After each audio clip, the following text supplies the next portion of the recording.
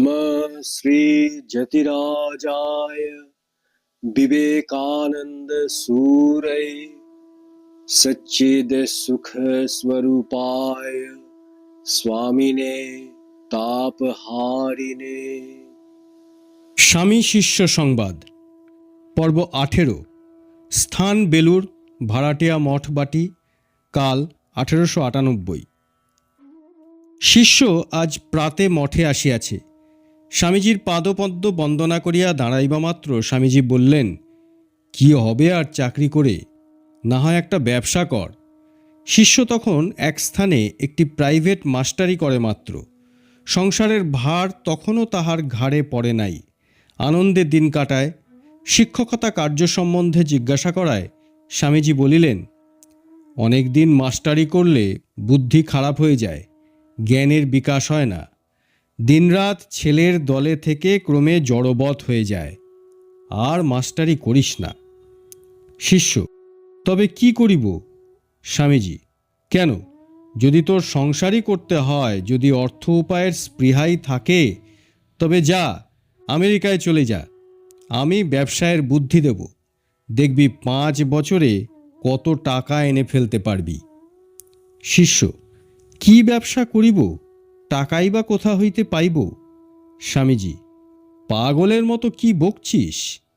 তোর ভেতরে অদম্য শক্তি রয়েছে, শুধু আমি কিছু নই এই ভেবে ভেবে বীর্যহীন হয়ে পড়েছিস। তুই কেন, সব জাতটাই তাই হয়ে পড়েছে। একবার বেরিয়ে আয়, দেখবি ভারতে তর দেশে লোকের জীবন প্রবাহ কেমন তরতর করে প্রবল বেগে বয়ে যাচ্ছে। আর তোরা কি করছিস?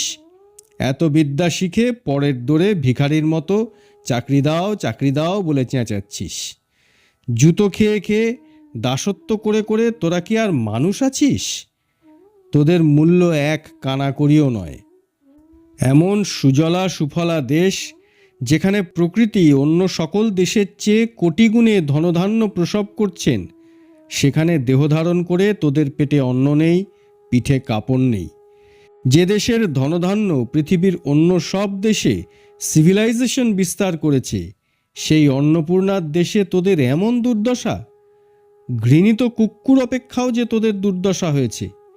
তোরা আবার তোদের বেদ বেদান্তের বড়াই করিস। যে জাত সামান্য অন্নবস্ত্রের সংস্থান করতে পারে না, পরের মুখাপেক্ষী হয়ে জীবন ধারণ করে, সে জাতের আবার বড়াই।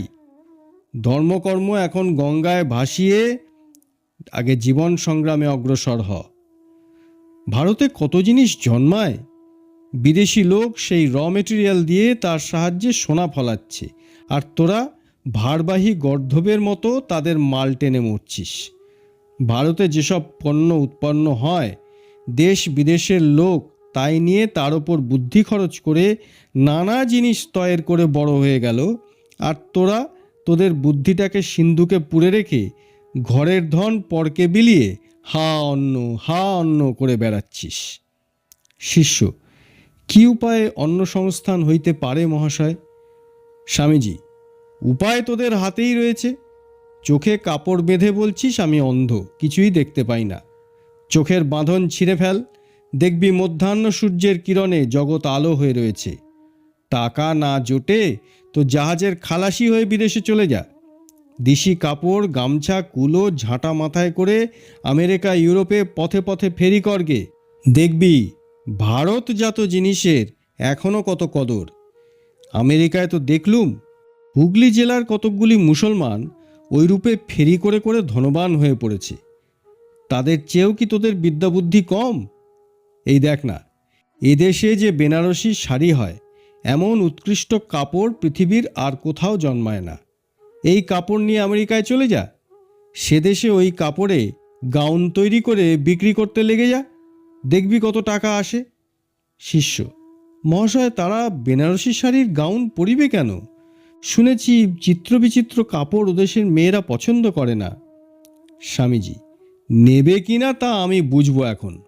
তুই উদ্যম করে চলে যা দেখি। আমার বহু বন্ধুবান্ধব সে দেশে আছে, আমি তোকে তাদের কাছে ইন্ট্রোডিউস করে দিচ্ছি। তাদের ভেতর ওইগুলি অনুরোধ করে প্রথমটা চালিয়ে দেব, তারপর দেখবি কত লোক তাদের ফলো করবে। তুই তখন মাল দিয়ে কুলিয়ে উঠতে পারবি নি। শিষ্য: করিবার মূলধন কোথায় পাইব? স্বামীজি: আমি যে করে হোক তোকে স্টার্ট করিয়ে দেব, তারপর কিন্তু তোর নিজের উদ্যমের উপর সব নির্ভর করবে। হতো বা প্রাপস্যসি সরয়ং জিত্বা বা ভক্ষ্যসে মহিম। এই চেষ্টায় যদি মরে যাস তাও ভালো, তোকে দেখে আরও 10 জন অগ্রসর হবে। আর যদি সাকসেস হয় তো মহাভোগে জীবন কাটবে। শিষ্য: আজ্ঞে হাঁ, কিন্তু সাহসে কুলায় না। স্বামীজি: তাই তো বলছি বাবা, তোদের শ্রদ্ধা নেই, আত্মপ্রত্যয়ও নেই। কি হবে তোদের? না হবে সংসার, না হবে ধর্ম। হয় ওই প্রকার উদ্যম করে সংসারে সাকসেসফুল হ, নয়তো সব ছেড়ে ছুড়ে দিয়ে আমাদের পথে আয়। দেশ বিদেশের লোককে ধর্ম উপদেশ দিয়ে তাদের উপকার কর, তবে তো আমাদের মতো ভিক্ষা মিলবে। আদান প্রদান না থাকলে কেউ কারোর দিকে চায় না। দেখছিস তো, আমরা দুটো ধর্মকথা শোনাই, তাই গেরস্তেরা আমাদের দুমুঠো অন্ন দিচ্ছে। তোরা কিছুই করবি নি, তোদের লোকে অন্ন দেবে কেন? চাকরিতে গোলামির এত দুঃখ দেখেও তোদের চেতনা হচ্ছে না, কাজেই দুঃখও দূর হচ্ছে না। এ নিশ্চয়ই দৈবী মায়ার খেলা। ওদেশে তো দেখলুম, যারা চাকরি করে পার্লামেন্টে তাদের স্থান পিছনে নির্দিষ্ট।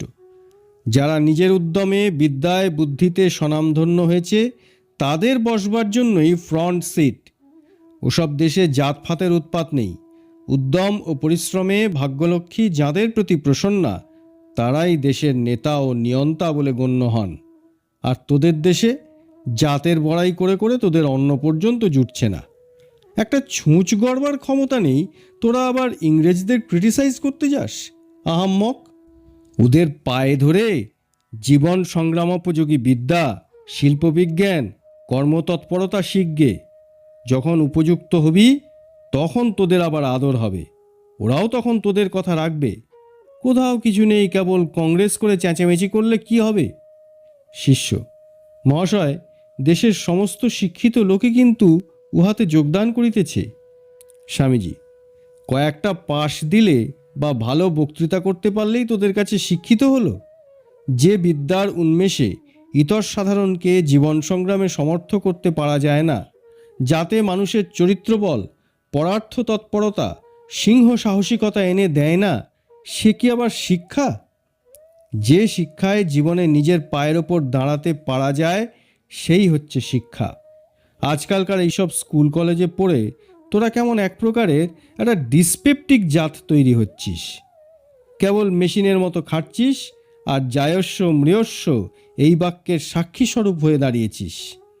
এই যে চাষা ভূষো, মুচি মুদ্রফরাস, এদের কর্মতৎপরতা ও আত্মনিষ্ঠা তোদের অনেকের চেয়ে ঢের বেশি। এরা নীরবে চিরকাল কাজ করে যাচ্ছে, দেশের ধনধান্য উৎপন্ন করছে, মুখে কথাটি নেই।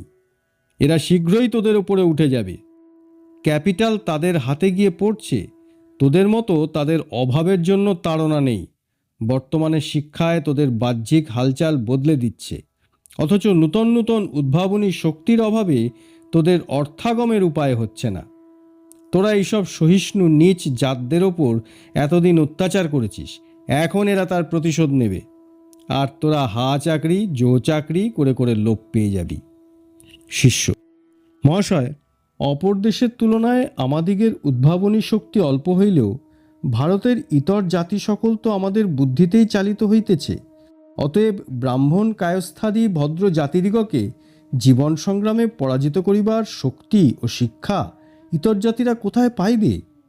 স্বামীজি: তোদের মতো তারা কতকগুলো বই না হয় না পড়েছে, তোদের মতো শার্ট কোট পরে সভ্য না হয় নাই হতে শিখেছে, তাতে আর কি এলো গেল। কিন্তু এরাই হচ্ছে জাতের মেরুদণ্ড সব দেশে।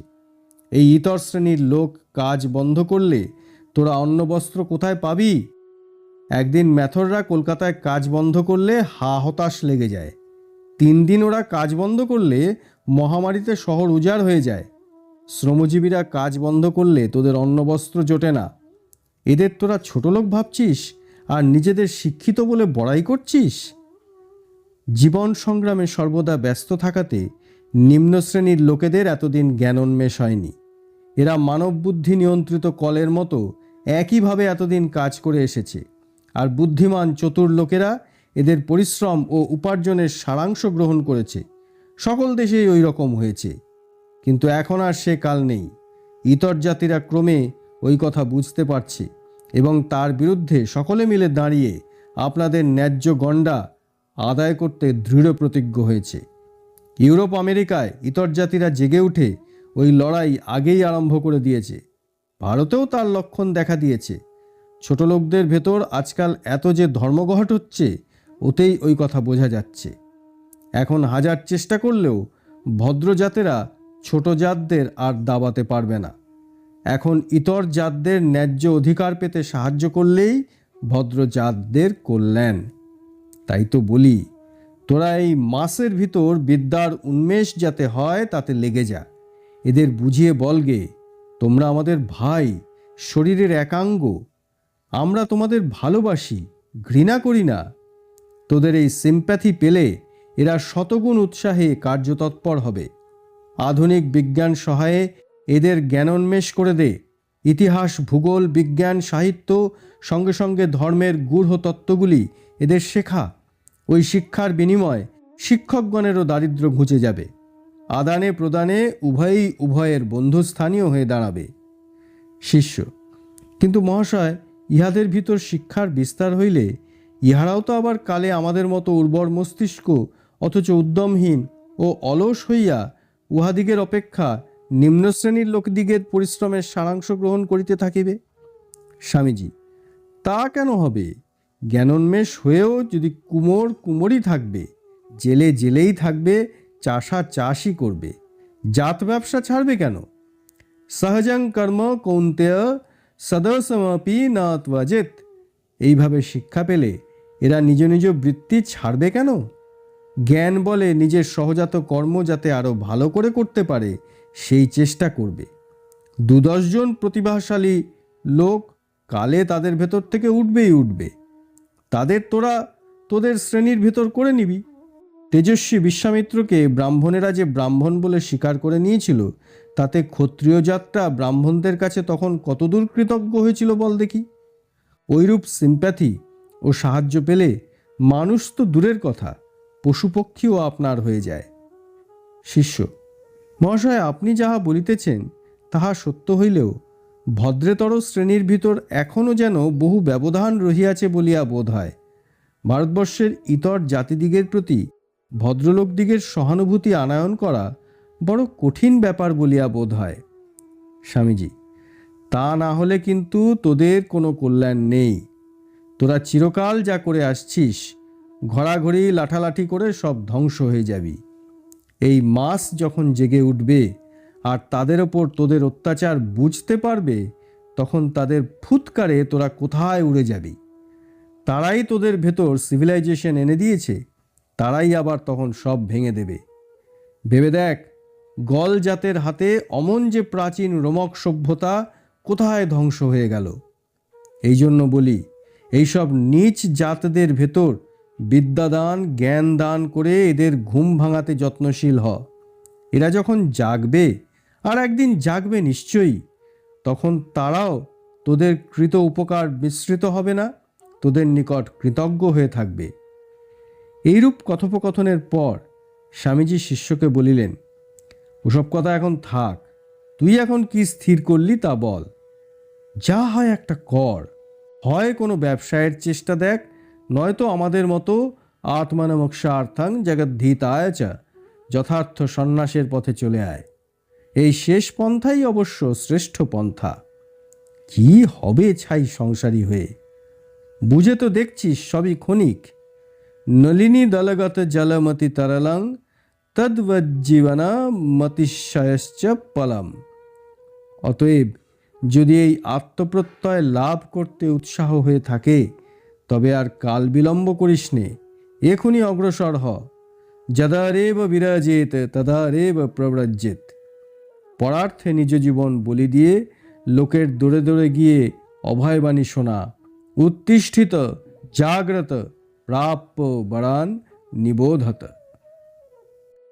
ॐ नित्य शुद्ध बुद्ध मुक्त वेदान्तम्बुज भास्करं नमामि योगकर्तारम् आर्तनाथं वीरेश्वरम्।